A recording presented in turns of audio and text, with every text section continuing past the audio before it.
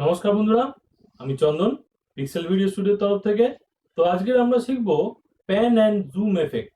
এই pan and zoom effect দিয়ে আমরা কিভাবে ফেক ক্যামেরা মুভমেন্ট তৈরি করতে পারি সেটাই আজকের আমরা শিখব। তা চলুন বেশি দেরি না করে আমরা শিখে নিই প্যান অ্যান্ড জুম এবং ফেক ক্যামেরা মুভমেন্ট।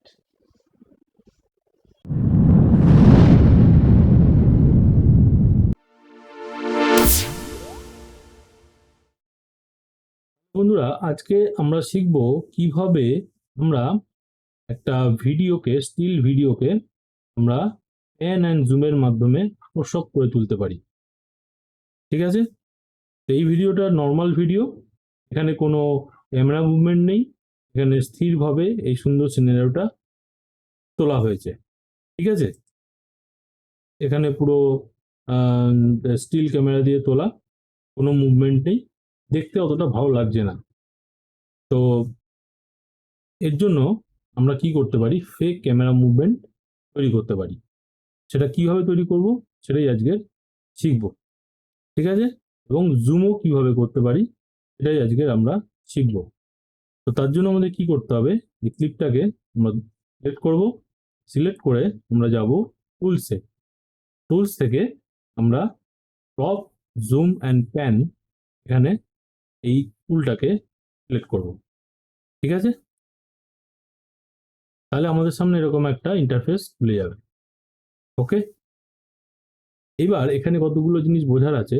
সেটা হচ্ছে যে এখানে যে নীল রঙের যে বিন্দুটা আছে, এই বিন্দুটাকে কেন্দ্র করে আমাদের যা করার সেটাকে করতে হবে। এটাকে ধরে যদি আমরা এরকম নাড়াই তাহলে নড়বে।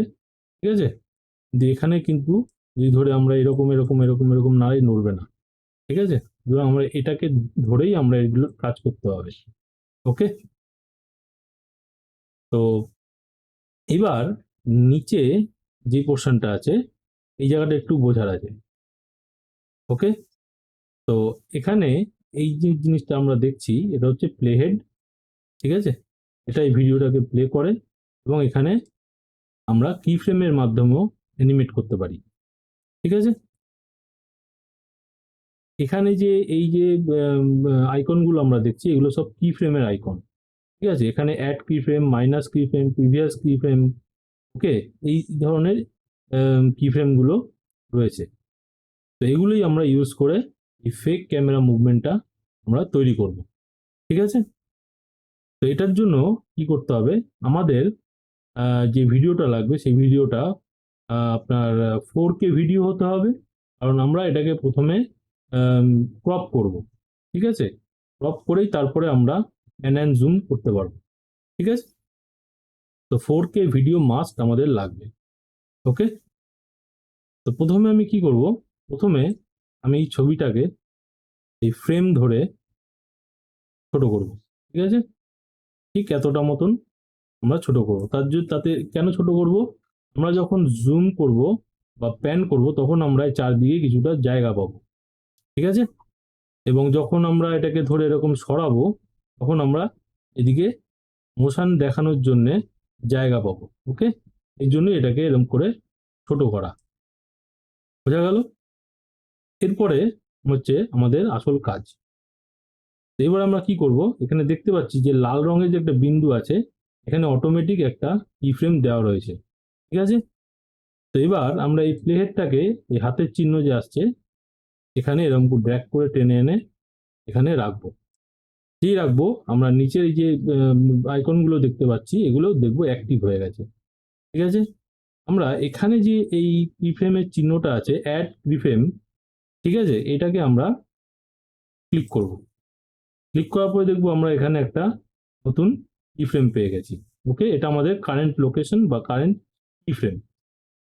তো এইবার আমি কি করব, এই বিন্দুটাকে ধরে, এখানে যে বিন্দুটা দেখতে পাচ্ছেন, ধরে আমরা ড্র্যাগ করে কি করব, বাঁ দিক থেকে ডান দিকে এরকম ভাবে সরিয়ে দেবো, পুরোটা নয়, আমাদের এখানে এতটা জায়গা থাকতে হবে। ঠিক আছে, আমরা এজ দেখাবো না। ওকে, এবার আমরা কি করব, যে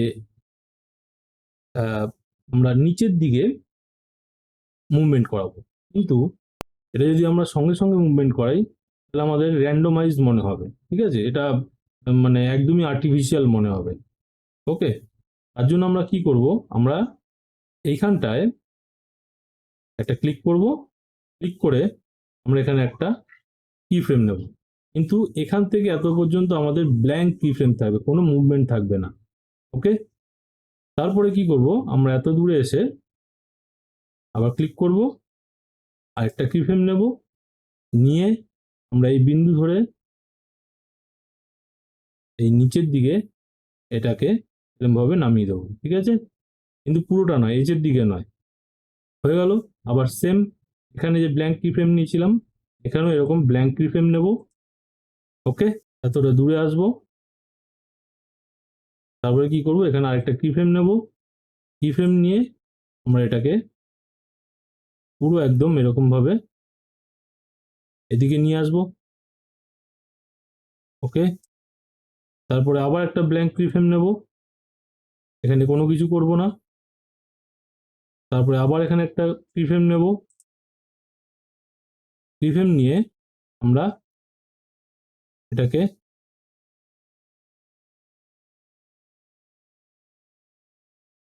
এখানে করব, আর তার সাথে কি করব, এই ফ্রেমটাকে আমরা এরকম জুম করে ছেড়ে দেবো, ঠিক আছে, হয়ে গেল। এরপরে আমরা এখান থেকে ওকে করে বেরিয়ে আসবো। এইবার যদি আমরা ফাইনাল রেজাল্টটা দেখি, তাহলে আমাদের কেমন লাগবে, চলুন সেটা দেখে নিই আমাদের ফাইনাল রেজাল্টটা কি হলো।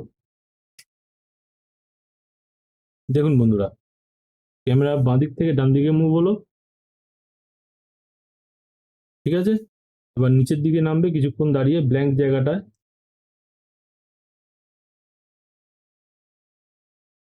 তারপরে একটুখানি দাঁড়াবে আবার ব্ল্যাঙ্ক জায়গায়, তারপর ডান দিক থেকে বাঁ দিকে মুভ হবে।